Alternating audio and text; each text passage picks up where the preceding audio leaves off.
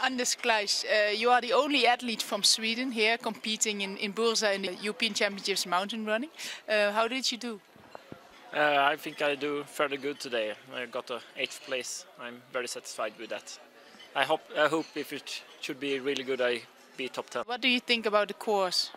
I think it was a very nice course with some very demanding parts and some really easy running parts. I like when it's a little bit stony and so, because I'm running in the forest mostly at home, so I'm used to dirty running. And what about the circumstances? It is a little bit too hot, I think. In Sweden it's like this hot once a year, and then everybody talks about that it's so hot. But I think I could handle it as the mostly other people, with a lot of water and pouring over my body and so on. The mountain, like you participated one time before in the World Championships. How did that go? I reached a 36th place. I think that was good then, but today I have better legs and a little bit lower weight, and I trained better this year, so I'm better. Was that up and down or only up? Only up. I don't like down running because I'm not so good in it. And today, when you are crossing the finish line, you are holding your calves. Yeah, I got very much cramp in the last 3 kilometers. So the last 500 meters I have very hard running. So I have lost 2 spots there. That was very unnecessary.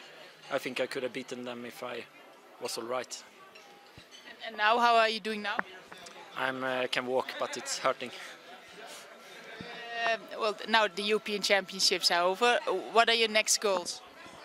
I will go to Marhofen and run a Harakiri Grand Prix race there in Austria. And then I will go to Norway to run Skåla Opp, that is the biggest race in Norway. And after that I will probably look on my orienteering, running in the forest season for the autumn.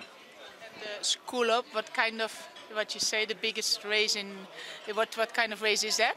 That's a very steep uphill race in Norway, 8 kilometers with 800 meters of climbing. And it's very rocky and tough.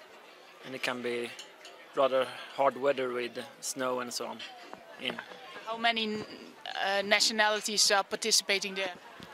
I don't know. Last year it was from New Zealand and Kenya and Switzerland and Norway and so on. So it's some nations. And you are also doing the orientation running?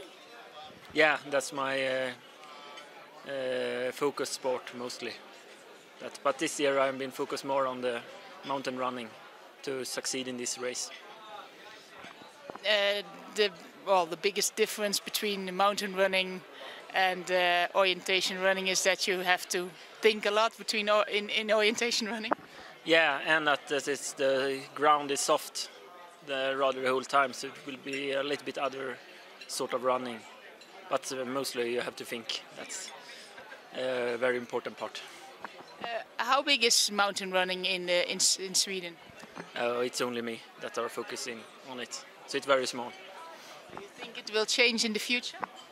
I'm not so sure about that, because there are no mountains where the people are living.